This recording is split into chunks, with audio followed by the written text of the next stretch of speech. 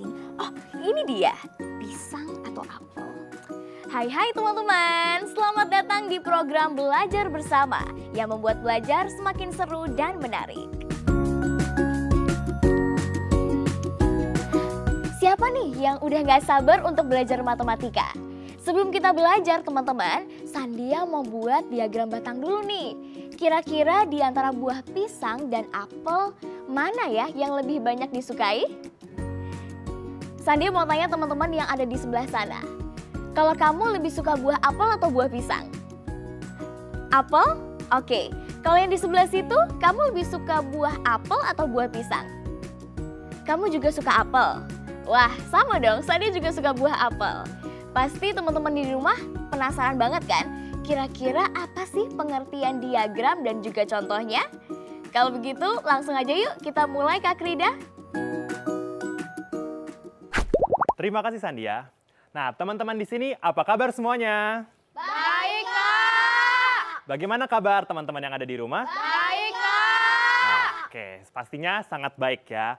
Nah, di sini Kak Krida akan menemani teman-teman semua dan teman-teman yang ada di rumah untuk belajar bersama. Dan saya akan mengajarkan materi matematika yang berjudul diagram batang. Apakah teman-teman di sini sudah siap? Siap, Kak. Oke, apakah teman-teman di rumah sudah siap? Siap, Kak. Oke, pastinya sudah siap. Nah, untuk memulai penjelasan materi pada kali ini, saya akan mulai dengan sebuah survei. Dan teman-teman di sini siap-siap ya, saya akan menanyakan pertanyaan kepada kalian. Nah, topik yang akan saya tanyakan ini adalah topik yang sedang viral ditanyakan kepada orang-orang yang sering diperdebatkan, yaitu bubur diaduk versus bubur tidak diaduk. Nah, di sini kan kalau kita lihat di sosial media banyak sekali ya perdebatan soal ini. Nah, saya penasaran nih dengan pendapat dari teman-teman semua soal topik ini. Bubur diaduk versus bubur tidak diaduk. Saya ingin menanyakan kepada teman-teman semua, siapa di sini suka bubur diaduk? Nah, tunjuk tangan semuanya. Oke, 1, 2, 3, 4, 5, 6, 7. Oke, ada 7 yang suka bubur diaduk. Oke, dan siapa yang suka bubur tidak diaduk? Bisa tepuk tangan, 1, 2, dan 3. Oke, terima kasih. Bisa turun lagi tangannya. Nah, di sini saya ingin menanyakan kepada beberapa teman-teman yang memilih bubur diaduk. Saya ingin menanyakan kepada Xavier. Nah, di sini tadi Xavier, tunjuk tangan ya, memilih bubur diaduk. Saya penasaran, kenapa sih memilih itu?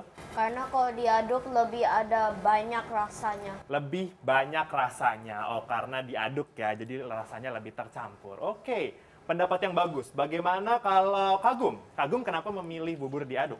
Karena bumbunya lebih terasa, Kak. Bumbunya lebih terasa. Oke, alasan yang bagus ya. Ini dari tim bubur diaduk. Oh, di sini ada 3 yang memilih bubur tidak diaduk. Saya penasaran kepada Daniel. Daniel, kenapa tadi memilih bubur tidak diaduk? Karena tampilannya lebih menarik. Penampilannya lebih menarik ya, karena tidak diaduk-aduk, jadi lebih enak dimakan. Oke, terima kasih. Pendapatnya bagaimana kalau Asmi? Asmi kenapa memilih bubur tidak diaduk? Agar rasanya tidak campur aduk, Kak. Rasanya tidak campur aduk. Oh, alasan yang baik ya. Terima kasih Asmi. Oke, kita bisa lihat di sini 7 dari teman-teman di sini memilih bubur diaduk dan 3 memilih bubur tidak diaduk. Kalau misalkan teman-teman di sini bertanya, Kak Krida suka yang mana? Saya sukanya bubur diaduk. Ya. Bagaimana kalau teman-teman yang ada di rumah? Apakah kalian suka bubur diaduk atau bubur tidak diaduk? Nah, silakan bisa ditanyakan kepada masing-masing. Nah, kalau misalkan kita lihat di sini, kita sudah punya angkanya. Ya, dan kira-kira teman-teman di sini bisa lihat yang mana yang lebih favorit di sini? Apakah bubur diaduk atau bubur tidak diaduk? Bubur diaduk. Ya, di sini bubur diaduk adalah yang paling favorit di sini. Nah, di sini saya mau mengajarkan kepada teman-teman semua bagaimana menampilkan data ini dengan lebih menarik, yaitu dengan diagram batang. Nah, diagram batang di sini adalah suatu diagram yang akan menunjukkan batang-batang yang akan menunjukkan banyaknya sesuatu. Setiap batang itu mewakili sebuah data atau informasi, dan pastinya semakin panjang batangnya, semakin banyak jumlahnya. Gitu ya, yang harus diingat oleh teman-teman.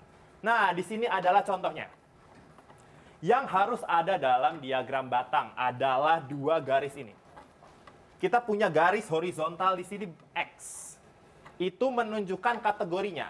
Di sini tadi bubur diaduk dan bubur tidak diaduk. Dan sumbu Y di sini adalah frekuensi. Frekuensi itu adalah jumlahnya. Tadi kita tahu bubur diaduk jumlahnya ada berapa? 7. Ada 7. Berarti kita bisa buat di sini 1, 2, 3, 4, 5, 6, 7. Nah, di sini 7 kita bisa buat batang seperti ini. Nah.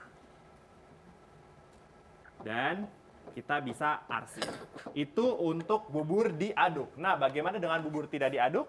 Nanti kita bisa membuatnya di sini. Karena ada berapa tadi yang suka bubur tidak diaduk?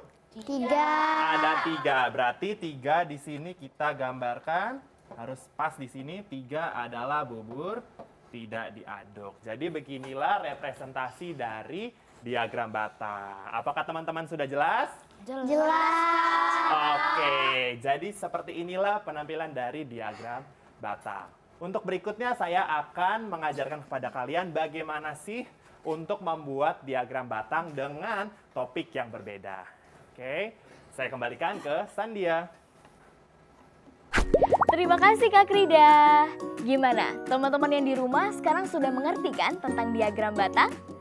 Ternyata diagram batang adalah grafik berbentuk batang persegi panjang dengan tinggi ke atas untuk menunjukkan data atau nilai perbandingan.